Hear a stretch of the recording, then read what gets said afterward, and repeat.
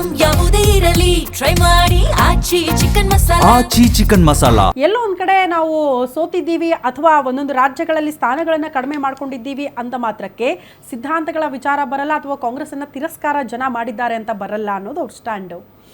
ನೋಡಿ, ಈಗ ವೆಸ್ಟ್ ಬೆಂಗಾಲ್ ಎಲೆಕ್ಷನ್ನ ತಗೊಳ್ಳೋಣ.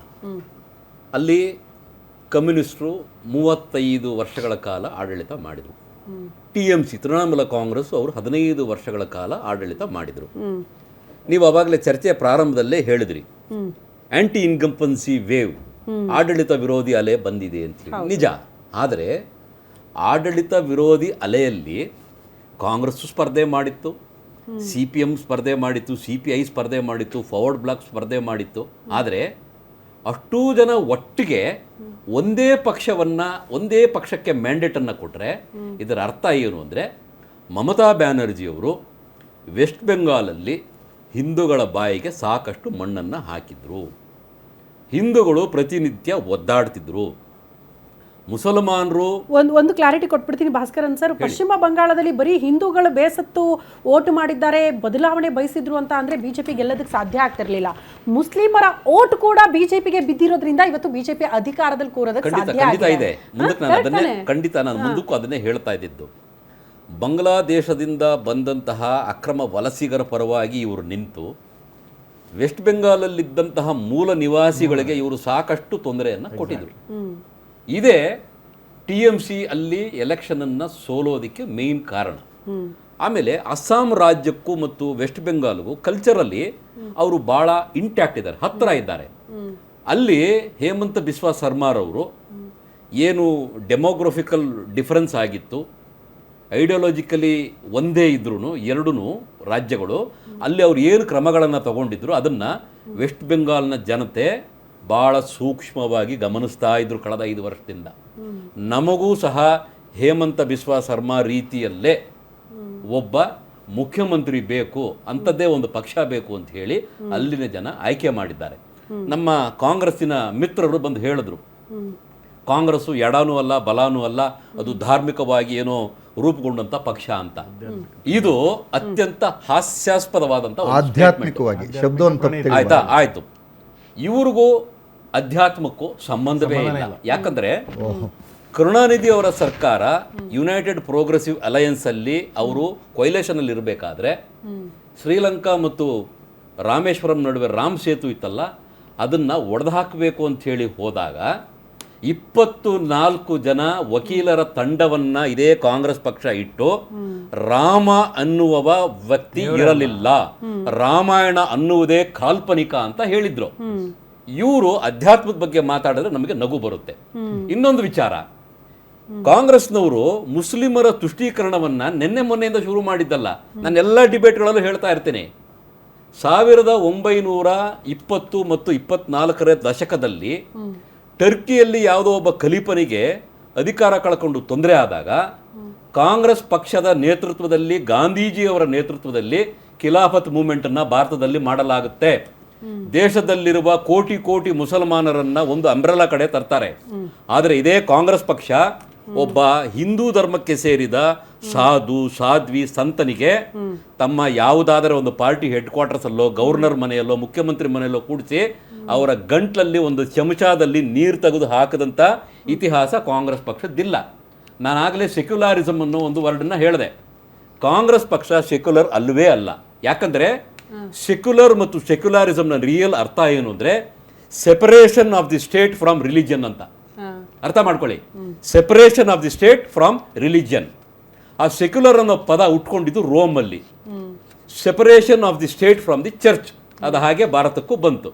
ಇವರು ಕಾಂಗ್ರೆಸ್ನವರು ನಿಜವಾಗಿಯೂ ಸೆಕ್ಯುಲರ್ ಆಗಿದ್ದರೆ ಬರೀ ಧಾರ್ಮಿಕ ದತ್ತಿ ಇಲಾಖೆಯನ್ನ ಇವರು ನಮ್ಮ ಮೇಲೆ ಹೇರಿ ನಮ್ಮ ದೇವಸ್ಥಾನಗಳನ್ನು ಮಾತ್ರ ಯಾಕೆ ಕಂಟ್ರೋಲ್ ಮಾಡ್ತಾರೆ?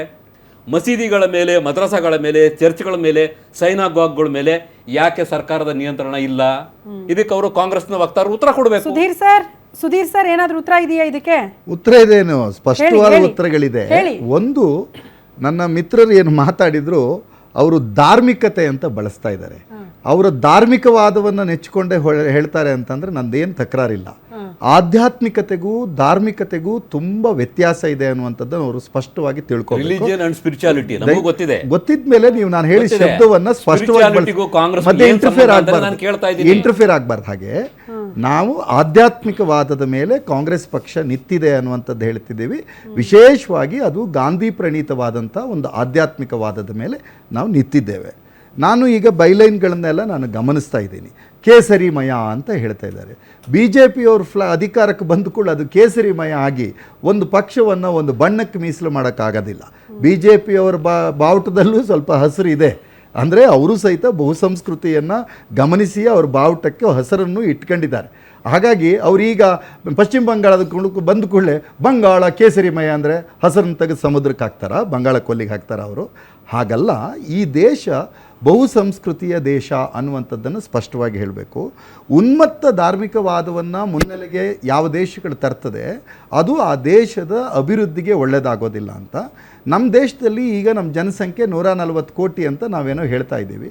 ಕಾಂಗ್ರೆಸ್ ಯಾವುದ್ರಲ್ಲಿ ನಂಬಿಕೆ ಇಟ್ಟಿದೆ ಅಂತಂದರೆ, ನಮ್ಮ ದೇಶದಲ್ಲಿ ನಾವೆಲ್ಲರೂ ಭಾರತೀಯರು, ನಾವು 140 ಕೋಟಿ ಅಂದರೆ it is strength of India.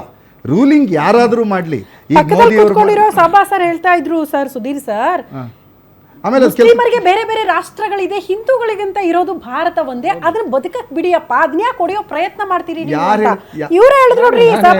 ಸಭಾ ಸರ್ ಅವ್ರು ಹೇಳಿದ್ರೆ ಅವರ ಅಭಿಪ್ರಾಯವನ್ನು ವ್ಯಕ್ತಪಡಿಸ್ಲಿಕ್ಕೆ ಅವರು ಸ್ವತಂತ್ರ ಅಂತ ಹೇಳುವಂಥದ್ದೇ ಕಾಂಗ್ರೆಸ್ಸಿನ ಸಿದ್ಧಾಂತ. ಹಾಗಾಗಿ ಭಾಸ್ಕರನ್ ಅವ್ರು ಹೇಳುವಂಥದ್ದು ಮತ್ತೊಬ್ರು ಗೆಳೆಯರು ಹೇಳ್ತಕ್ಕಂಥ ಅಭಿಪ್ರಾಯಗಳು ಅವ್ರ ಅಭಿಪ್ರಾಯವನ್ನು ವ್ಯಕ್ತಪಡಿಸೋದಕ್ಕೆ ಒಂದು ಸ್ವತಂತ್ರ ಇದೆ.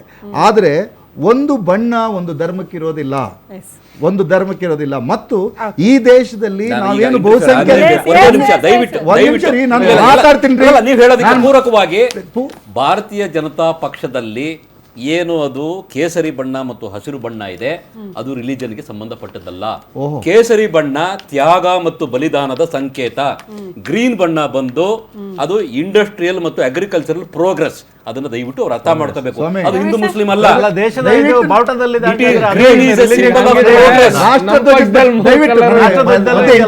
ಭಾಸ್ಕರನ್ ಪ್ಲೀಸ್ ಮಧ್ಯದಲ್ಲಿ ಇಂಟರ್ಫಿಯರೆನ್ಸ್ ಅಲ್ಲ. ನೀವು ಸುಳ್ಳು ಹೇಳಿದ್ರೆ ನಾವು ಒಪ್ಕೊಳ್ಳಲ್ಲ. ಏನ್ರಿ ಸುಳ್ಳು ಹೇಳ್ತೀರಾ? ಸುಳ್ಳುಗಳ ಸಂಕಥನಗಳನ್ನ ಕಟ್ಕೊಂಡು ಬದುಕ್ತಾ ಸತ್ಯಾಧಾರಿತ ವಿಚಾರದ ಮೇಲೆ ಖಿಲಾಫತ್ ಮೂವ್ಮೆಂಟ್ ಹೇಳಿದ್ನಲ್ಲ, ಮುಸಲ್ಮಾನರನ್ನ ಒಗ್ಗೂಡಿಸೋದಕ್ಕೆ ಖಿಲಾಫತ್ ಮಾಡಿದಂತಹ ಕಾಂಗ್ರೆಸ್ ಪಕ್ಷ ಹಿಂದೂಗಳನ್ನ ಯಾವ ಪ್ರೋಗ್ರಾಮ್ ಮಾಡಿದ್ದೀರಿ ನೀವು? ಹಿಂದೂಗಳ ಪರವಾಗಿ ಯಾವುದು ಮಾಡಿದ್ದೀರಿ? ವಿರೋಧ ಮಾಡಿರ್ತಕ್ಕಂಥ ಸಂತತಿ ನೀವು. ನೀವು ಏನೇನೋ ಸುಳ್ಳು ಅಂಬೇಡ್ಕರ್ ಅವರ ಸಂವಿಧಾನಕ್ಕೆ ವಿರೋಧ ಮಾಡಿದ್ರು. ಯಾರು ಮಾಡಿದ್ರು ವಿರೋಧ ಮಾಡಿದ್ರು? ಇವರು ದಿನ ಸಂವಿಧಾನ ಮುಸ್ಲಿಂ ಅದು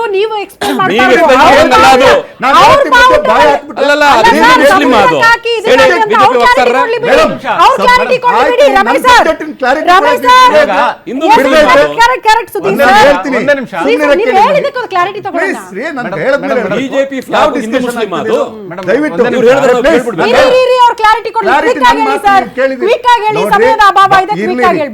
ನೋಡಿ, ನಾನು ಬಿಜೆಪಿಯ ಬಾವುಟದ ಬಗ್ಗೆ ಯಾಕೆ ಹೇಳಿದೆ ಅಂದ್ರೆ, ನಿಮ್ಮ ಬೈಲೈನ್ಸ್ ತೋರಿಸ್ತಾ ಇದೆ ಕೇಸರಿಮಯ ಅಂತ ಹೇಳ್ತಾ ಇದ್ದೀರಿ. ಅದಕ್ಕೆ ಇಟ್ ಇಸ್ ಎ ಪನ್. ನಿಮ್ ಕೇಸರಿಮಯ ಅಂತ ತೋರಿಸ್ಬಿಟ್ರೆ ಅವ್ರ ಹಸಿರುಮಯ ಹೋಯ್ತಾ ಅಲ್ಲಿ ಇದ್ದಿದ್ದು ಅದಲ್ಲ. ಭಾರತದ ಇವರ ಡಿಸ್ಕಷನ್ ಕೂತ್ಕೊಂಡ್ರೆ ಮಧ್ಯೆ ಬಾಯ್ ಆಗ್ತಾರೆ. ರಾಷ್ಟ್ರಧ್ವಜದ ಬಗ್ಗೆ ನನಗೆ ತುಂಬ ಸ್ಪಷ್ಟವಾದ ಇದೆ.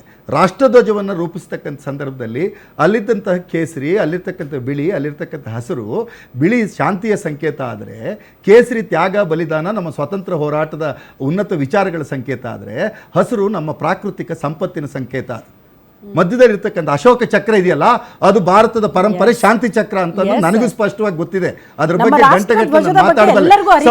ಸಬ್ಜೆಕ್ಟ್ ಇರ್ತಕ್ಕಂಥದ್ದು ಕೇಸರಿಮಯ ಅಂತ ಹೇಳ್ತಾ ಇದ್ದೀರಲ್ಲ. ಬಿಜೆಪಿ ಅವ್ರು ಬಾವುಟ ಬದಲಾಯಿಸ್ಕೊಂಡೆ ನೀವೊಂದು ಬಾವುಟ ತೋರಿಸ್ತಾ ಇದ್ದೀರಿ. ಅದು ಯಾವ ಬಾವುಟ? ಅದು ಬಿಜೆಪಿ ಬಾವುಟನ? ಅಧಿಕಾರಕ್ಕೆ ಬಂದಿರೋದು ಬಿಜೆಪಿ. ಇದು ಯಾವುದೋ ಒಂದು ಮತ್ತೊಂದು ಸಂಘಟನೆ ಬಾವುಟ ತೋರಿಸ್ತಾ ಇದ್ದೀರಿ.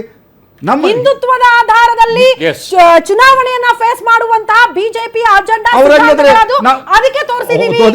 ಅದಕ್ಕೆ ನೀವು ಬಿಜೆಪಿ ಅಲ್ಲ ತಾನೆ. ಅಯ್ಯೋ ನಾವ್ಯಾಕ್ರಿ ಬಿಜೆಪಿ ಅಲ್ಲ, ಅಲ್ಲ? ಸರಿ, ಯಾವ ಸಂಧಾನದಲ್ಲಿ ಪಕ್ಷಕ್ಕೂ ಇಲ್ಲ. ಇಲ್ಲ. ಸಂಧಾನದಲ್ಲಿ ಸುಧೀರ್ ಸರ್, ನೀವು ಬೇಸ್- ಹಂಗ್ ಬೇಸ್- link ಅಲ್ಲ, ಮಾಡಿ. ಮತ್ತೆ- ಮಾತಾಡ್ಕೊಂಡು ಮತ್ತೆ- ಹೋಗ್ಬೇಕು ನೀವು ನೋಡಿ. ಕೇಸರಿ ಮಯ ಅಯ್ಯೋ, ಅವ್ರ stand ಸರ್. ಅವ್ರ stand ಅವ್ರ ನೀವು stand. ಯಾಕ್ರಿ ಆಗುತ್ತೆ? ಇಡೀ ಪರ ಧೈರ್ಯ ದೇಶದಾದ್ಯಂತ ಯಾಕೆ ಅವ್ರ ಅವ್ರಿಗೆ?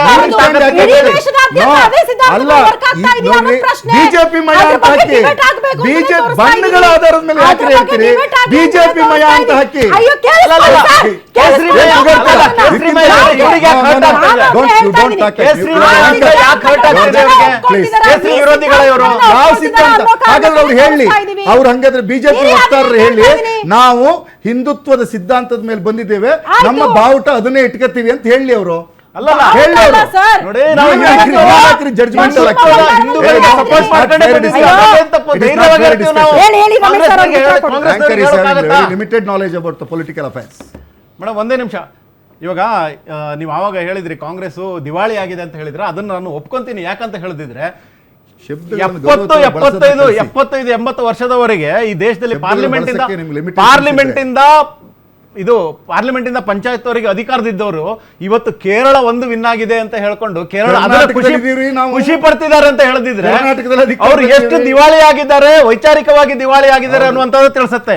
ನೋಡಿ, ತಮಿಳುನಾಡು ಇರ್ಬೋದು, ವೆಸ್ಟ್ ಬೆಂಗಾಲ್ ಇರ್ಬೋದು, ಅಸ್ಸಾಂ ಇರ್ಬೋದು, ಬಿಹಾರ್ ಇರ್ಬೋದು, ಉತ್ತರ ಪ್ರದೇಶ ಇರ್ಬೋದು, ಮಧ್ಯಪ್ರದೇಶ ಇರ್ಬೋದು, ಎಲ್ಲ ಕಡೆ ಆಡಳಿತ ಮಾಡಿದವರು ಇವತ್ತು ಒಂದೊಂದು ಸೀಟ್ ಗೆಲ್ಲೋಕೋಸ್ಕರ, ಒಂದೊಂದು ಸೀಟನ್ನ ಅವರ ಮಿತ್ರ ಪಕ್ಷದಿಂದ ತೆಗೆದುಕೊಳ್ಳೋಕೋಸ್ಕರ ತಿನ್ಕಾಡ್ತಿದ್ದಾರೆ ಅಂತ ಹೇಳಿದ್ರೆ ಡೆಫಿನೆಟ್ಲಿ ಕಾಂಗ್ರೆಸ್ ಪಕ್ಷ ದಿವಾಳಿ ಆಗಿದೆ, ವೈಚಾರಿಕವಾಗಿಯೂ ಕೂಡ ದಿವಾಳಿ ಆಗಿದೆ. ಆನಂತರ ಇನ್ನೊಂದು ಮಾತು ಹೇಳಿದ್ರು ಇವರು, ಆಧ್ಯಾತ್ಮಿಕ ಪ್ರಣೀತ ನಮ್ಮ ಕಾಂಗ್ರೆಸ್ ಪಕ್ಷ, ನಾವು ಲೆಫ್ಟು ಅಲ್ಲ ರೈಟು ಅಲ್ಲ ಅಂತ ಹೇಳಿದ್ರು. ಆದ್ರೆ ಇವರ ಓಲೈಕೆ ಅನ್ನುವಂಥದ್ದು ಯಾವಾಗಿಂದ ಶುರುವಾಗೈತೆ ಗೊತ್ತಾ? ಇವರ ಮೊದಲ ಪ್ರೈಮ್ ಮಿನಿಸ್ಟರ್ ಅವ್ರು ಏನ್ ಹೇಳ್ತಾರೆ, I am English man by education, A Muslim by culture and Hindu only by accident ಅಂತ ಬರ್ತಂತ ಹೇಳ್ತಾರೆ. ಆವಾಗಲೇ ಅವರು ಆವಾಗಿಂದನೇ ಅವರು ಹಿಂದೂ ವಿರೋಧಿ ನಾಯಕನನ್ನ, ನೆಹರೂನೇ ಈ ದೇಶವನ್ನ ಇವತ್ತು ಹಾಳು ಮಾಡ್ಲಿಕ್ಕೆ ಕಾರಣ ನೆಹರೂನೇ. ನಾನು ಧೈರ್ಯವಾಗಿ ಹೇಳ್ತೇನೆ. ಅದರಿಂದಾಗಿ ಚಿಂತನೆ ಮಾಡಿರ್ತಕ್ಕಂಥ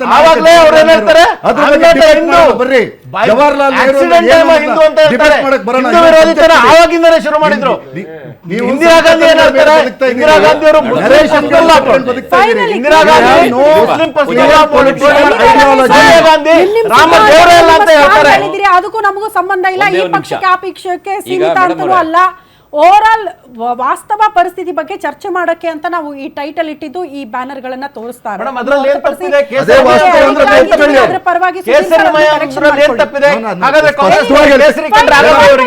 ಅಯ್ಯೋ ಬಿಡಿ, ನೀವು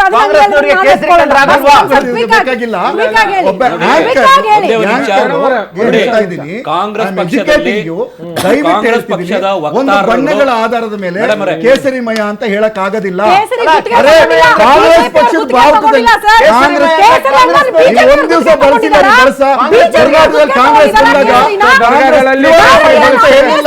ಕರ್ನಾಟಕ ತ್ರಿವರ್ಣ ಜಗಳ ಹಾಕ್ ಮಾಡ್ತೀರಾ ನೀವು. ಹ್ಯಾಂಕರ್ ಆಗಿರಿ, ತಟಸ್ಥವಾಗಿರಿ, ತಟಸ್ಥವಾಗಿರಿ, ಒಂದ್ ಸೈಡ್ ಆಗ್ಬೇಡಿ. ನೀವು ಟೈಟ್ಲ್ ಬಳಸಲ್ಲ. ಕಾಂಗ್ರೆಸ್ ಅಧಿಕಾರಕ್ಕೆ ಬಂದಾಗ ಗ್ಯಾರಂಟಿ ಸ್ಕೀಮಲ್ಲಿ ತ್ರಿವರ್ಣಮಯ ಅಂತ ಬಳಸಿದ್ರೇನ್ರಿ? ತ್ರಿವರ್ಣಮಯ ಅಂತ ಬಳಸಿದ್ರೇನ್ರಿ? ಅವಾಗ ಬಳಸಕ್ ಆಗದೆ